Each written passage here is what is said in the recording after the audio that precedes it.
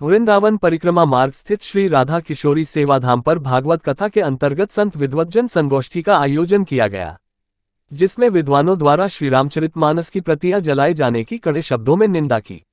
व्यासपीठ से बोलते हुए महामंडलेश्वर इंद्रदेवान सरस्वती महाराज ने कहा कि सनातन धर्म हमेशा से ही समाज को नई दिशा व दशा प्रदान करने वाला रहा है। उन्होंने राष्ट्रीय एकता पर बोलते हुए कहा कि केवल सनातन धर्म ही है जो सबको एक सूत्र में फिर होता है और यही राष्ट्रीयता का सूत्रधार है। रामचरितमानस की प्रतियां जलाए जाने को लेकर उन्होंने कहा कि रामचरितमानस हमें जीवन जीने की कला सिखाती है और जो लोग रामचरितमानस का अपमान कर रहे हैं वह वास्तव में अपने पुरखों का अपमान कर रहे हैं। रामचरितमानस एक ऐसा महाग्रंथ है जो लाखों वर्षों की सनातन संस्कृति को अपने अंदर समेटे हुए बैठा है। इस अवसर पर वृंदावन के प्रसिद्ध भागवताचार्य और विद्वत जनों ने भी धर्म पर अपने विचार व्यक्त किए। श्री राधे जय श्री राधे। श्री राधा किशोरी सेवाधाम परिक्रमा मार्ग में ये भागवत कथा चल रही है और मेरा जन्मदिन है 2 फरवरी में कल। उसके लिए आज हमारे यहाँ विद्युत गोष्ठी आचार्य भागवताचार्य और सभी संतों का आगमन हुआ है। हमारे साथ में पुराण मनीषी आचार्य कौशिक जी हैं, साथ में सभी महात्मा जो है आए हुए हैं।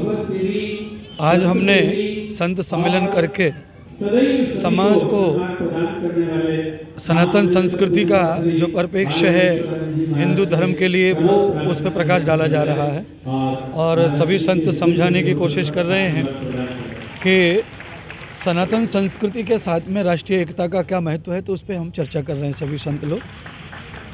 महाराज जी, रामचरितमानस को लेकर लगातार बयान हो रहे हैं और कई सवाल उठाए जा रहे हैं कि सही नहीं है, आप इस बारे में क्या कहेंगे? रामचरितमानस पूरे समाज के लिए एक नई दिशा देने वाला ग्रंथ है और जिसने गौर गरीब पढ़े अनपढ़े सबको ज्ञान दिया है। और अगर रामचरितमानस न होता तो मुझे लगता है जो बहुत कम पढ़े लिखे लोग हैं ग्रामीण क्षेत्रों में उनको ये ज्ञान शायद न हो पाता इतना भजन ध्यान उपासना का संध्या का। तो रामायण ग्रंथ के ऊपर कुछ ही प्रकार की टीका टिप्पणी हमारी तरफ से बिल्कुल उसको हम जो है निष्लाभ करते हैं, हम उसको स्वीकार नहीं करते। हम रामायण के साथ जुड़े हैं और रामायण के साथ ही हमारा उद्देश्य है, क्योंकि भगवान श्री राम जो लाखों वर्षों से इस संस्कृति को अगर समेटे हुए हैं तो वो राम हैं।